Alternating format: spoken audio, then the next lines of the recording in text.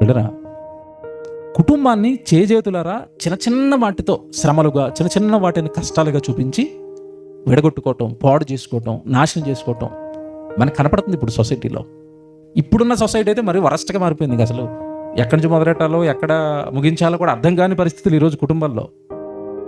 కుటుంబ వ్యవస్థ బేటలు వారింది.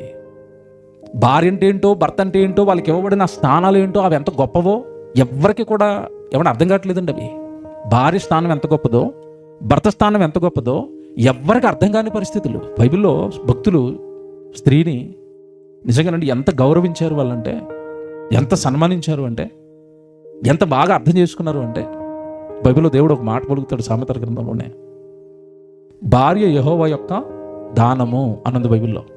భార్య యెహోవా యొక్క దానం అంటే అర్థం ఏంటంటే, తన కుమార్తెను మనకి భార్యగా దానం చేసిన వాడు ఎవరు అంటే దేవుడు. దానం చేశాడు దేవుడు భార్యను అన్నాడు కనుక భక్తుడైన ప్రతివాడు కూడా భార్యని చాలా బాగా గౌరవించారు. అమ్మో, దేవుడు కుమార్తెటండి, దానం చేశాడట, నేను భక్తితో ఉండాలి అని మెలిగారు, ఆలోచించుకున్నారు. హింసించలేదు, కొట్టలేదు, తిట్టలేదు, చంపలేదు.